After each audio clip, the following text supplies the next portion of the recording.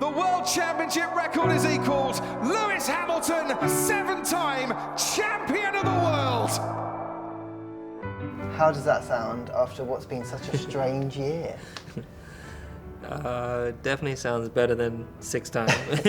Yeah, it sounds incredible, to be honest. And naturally, I was aware of what I was fighting for this year in championship-wise, but so many challenges, so many obstacles in the most unusual year that we've all experienced. So, and obviously knowing that that's the number that was unimaginable. Like, you know, there's only one driver that's done it in the past, and it was.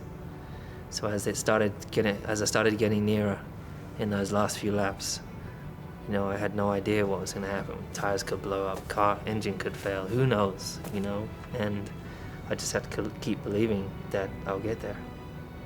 As a kid, was that number unimaginable when you wanted to pursue your dream of being a Formula 1 driver? It wasn't unimaginable, but I think it was seen as impossible. And however, I still dreamt of it. You know, I dream of going to space. I still may go to space. You know, so hope you did. You know, I believe in things, and I think if you just you know, when you dream, we all come up with these crazy ideas, and we often think that's just crazy. But I think there's something there, and you have to. It's our duty, I think, as human beings, to investigate what that is, not to neglect it, and you know, figure out how hard it's going to get there, or what's going to take to get there, and go for it if that's what you really want. You know. Like, I think about my family, and I know a lot of people out there, it's not easy just to go after your dreams always. Like, you know, my mum used to love dancing. As soon as she had kids, she wasn't able to do dancing, you know. My dad had things that he wanted to do as soon as he had me, and that all changed. So I understand that. But my dad had a dream of us both being here, and we worked together to it. So, you know, when if one thing drops, something else comes up, you know, another opportunity. There's always doors, I think, and so. Today you've done it in Turkey, a venue where you had so much success in GP2, that mega race in 2006. Yeah. Does it kind of bring you back round in a circle and make it even more satisfying, because it was such a chaotic race today? It was. I think when I think about 2006, oh man, people may or may not know, but I remember that the year before, my contract was ripped up with McLaren towards the end of the year, and I had to go out and find sponsorship money for the last 2 races in the year. And it was a really, really difficult moment in my career. And then because I wanted to go to GP2 earlier. And, you know, I was in a rush. I was calling every day, like, when can I be in the Formula 1 car, you know, from Formula Renault. So, you know, I was chasing, and I remember that we then came back into contract, and then I came into the 2006 season in GP2, and I knew that I was on the F1 circuit, and I knew that the bosses would be watching, my bosses particularly, the ones that the most important one particularly, Ron would be watching, and so the pressure that I added to myself, like most of those championships that I did, they said, you know, we'll do 2 years in Formula Renault, we'll do two years in Formula 3, 2 years in GP2, a year of learning, and a year to win it. And if you don't win it by your 2nd year, you're not good enough. Wow. That was always kind of the thinking. But I remember that year, in my mind, I was like, if I could win this in my first year, maybe they'll give me a chance to get in Formula 1 the next year. And so I put an unbelievable amount of pressure on myself, and you know, there was multiple obstacles, but particularly here, I had that spin, and I remember the gut feeling. I still remember that feeling that I had, holding the clutch, you know, making sure I didn't finish, and then letting go and nearly hitting that car that came by, you know. And it was perfectly timed, to be honest, but then just not giving up and pushing like never before, and coming second, you know. I mean, what a moment. And I think that was one of the pivotal moments in my career. I think the guys here saw me and think, yeah, we can't deny that he's the real deal. So to match a legend in Michael Schumacher at the same venue 14 years later must be something pretty amazing. It is. I think. I mean, look. Every year when we have a championship, we're in a. I don't know where we are at this moment, like Mexico or somewhere. We're in hot locations, and the second half of the season really is often my favorite. When we start going over to Asia, like Singapore, and then just the journey from then is just. The journey towards the end of the season is it's incredible. And then, of course, we never expected to be in a year like we are, where we're now in going into winter. We're in Turkey, where it's usually really hot and it's cold and raining. We're faced with this new surface, which is really, I'm assuming it provided a good race. It did. But I really hope they don't do that to any of the other tracks moving forwards, because it was a nightmare in terms of the grip. So yeah, but to be able to do it here, I didn't know how I would feel, and I'm incredibly naturally humbled by all the people that are behind me.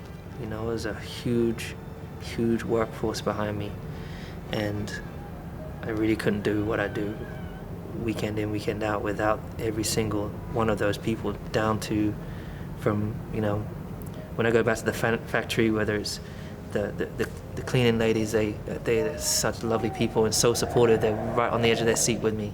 They're just as important as a head, aerodynamicist, or anyone in the carbon shop or in the gearbox machine shop. You know, we're all as important as each other, and we're all a part of this massive chain. And if one link is not working, the thing doesn't work, and you see that in other places. But we are strong. We have all these strong links, and I'm really proud of every single person, and what we've done, nobody else has done. You know, so incredibly grateful to them.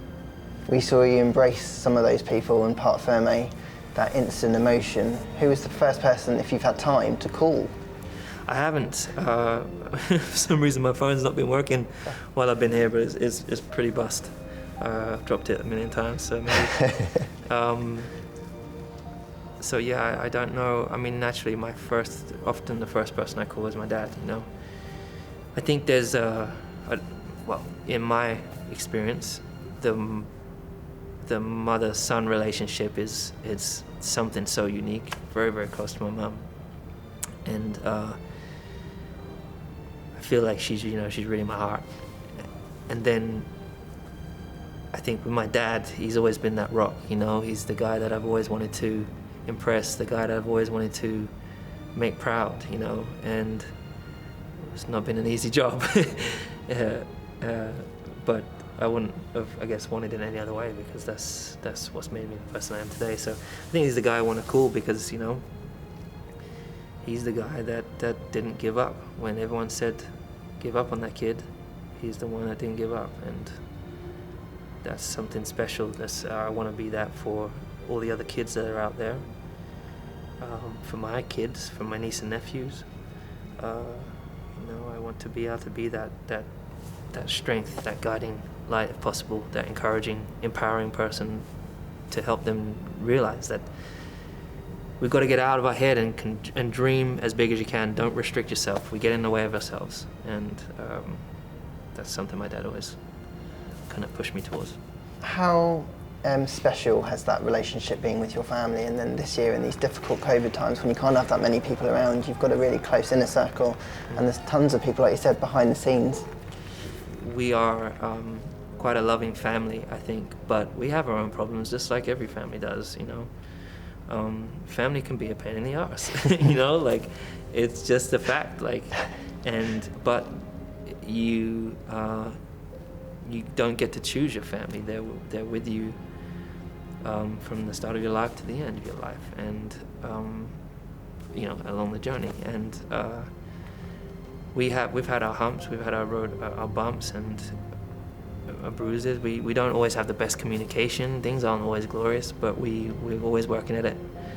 And it's all about, you know, holding yourselves accountable, not being stubborn, getting past things. And I think we've been growing even through this difficult year. I think we've grown closer, even though we're still far apart, you know, in different countries and stuff. So I think that's it's really important for us. It's been a strange year, like we said. You've not had people around you here at the circuit. You spend a lot of time in the motorhomes, staying at races.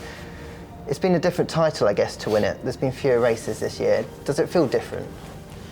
It definitely does. I think most of the time it's been a very much a kind of a self-driven, it's kind of self-propelled passion to win a championship. It's just a man on a mission, you know, and along the way you've got people helping you. I think this year has been so much different in the sense that fighting for something much bigger than a 7th world title. Yes, it's great. It's an amazing thing to see this trophy, and but what does it all really mean? What is great? What we need to do, the thing we haven't won yet, and is we need to come together. We need to push for change. We need equality. We need more diversity within industries. We need kids to see more representation of of themselves within industries, and it's important. The message, like when we talk, there's a talk of Black Lives Matter, and when you talk about diversity, it doesn't mean that you want to swap people out and make it all a completely different color. It's about just making it more diverse, more reflective of the outside world, and the opportunities, unfortunately, are systematic. The racism is systemic, and the opportunity for young minorities particularly don't have the same opportunity as a young white kid perhaps would have, and that's not the white kid's fault. It's just how society has been, and we need to work together to create an equal opportunity. Every kid should have the right to equal opportunity, equal education. It shouldn't be dependent on the color of your skin. It shouldn't be dependent on your religion or where you live, and I think that's something we want to really we have an opportunity and a platform here to raise awareness for something, and it's not political, it's human freaking rights. And there are people in high positions who say, we don't like to get involved in politics. Well, screw you, it's not a freaking political thing, it's a human rights issue. And we have this space, what are we going to just waste it? So we have a lot of work to do together. And it's not that, and we have to be allies, we have to do it together. Does that make you proud because of what you've done this year, is you've used your platform to talk about these things? Yeah, I think I've gone off on a tangent, but I think what I was trying to say before is that this year, having that to fight for with so many people, this year you've seen people come together from all walks of life, and I think it's shown through whether it's protesting, people coming together and fighting for something. The people using their voices can really push for change, and I think this year I've kind of channeled that fight into my driving, and you're seeing the best driving that I've ever done, and it's been nice to have something else to make it more valuable, make it more important for me. Because I was going to ask you, how do you do it? How do you push on all those fronts and enjoy your fashion and enjoy time for music and spend time with your family, and then come and dominate in Formula One? Just how do you do it? It's not easy, with great difficulty. Nothing. People often think it may look easy, but it's. I tell you, man, it's far from it, and it's taken a long time for me to be as good as I am. I think I've always had the talent. I've probably always had the tools, but been messing around in the toolbox, not knowing what to do with those tools, and I've been fine-tuning them, and I think it's just focusing on things. Like every year, I write down where I'm not great, because there's plenty of places I'm not great. So how do we do that? I'm not really great at communicating sometimes, so how can I do that better with Bono and the guys? How can I be more positive every time I come to work and be uplifting rather than drag on people? How can I, in the car, how can I understand all these buttons better? How can I understand these tires better? So it takes a lot of studying. I've studied more this year than I would have done even last year, and I've had more time to do that. But I never really understood, I think, when I was younger about, I would just arrive and drive. But the amount of homework that I do in the background is probably the reason you see the results that I get today. So this sounds like there's a lot more to come from you, Lewis. Yeah, honestly, I feel like today was one of my best drives, and I feel like I'm getting better. So that's probably not what people maybe want to hear. And there's going to be some sort of obstacles and road bumps, what do you call it, road humps, whatever, humps ahead. But that's okay. And I'm going to stumble at some stage, but that's okay. That's a part of the growth process. I welcome them, However, I'm more aware of how to navigate through those, how to overcome them quickly and learn from them. And I think today, those last few laps, they're like, we're going to pull you in for tires. I was like, no, I've got this. I'm going to stay out. And looking at the sky and seeing the just small drops of rain on my visor, but thinking, no, I've got this, and just continuing to believe in my instinct, which is often the right one. So how quickly do you look to number 8? Not quick at all. I think now is really, we still got the 3 races. I think right now is so important for me personally to just, something I've learned, I guess, particularly this year, live in the moment. Like, people are like, what are you going to do tonight? What are you going to do the next day? It's like, I have no idea. I know tomorrow, I hope the weather's good where I am, and it's going to be a peaceful day. Honestly, the best thing for me is taking Roscoe down to the beach, he just loves the stones on the beach, and he'll go around for one, and I'll pick another one up, and he drops the one that he's found. That for me is priceless. And so I think it's enjoying the moment, because it will pass.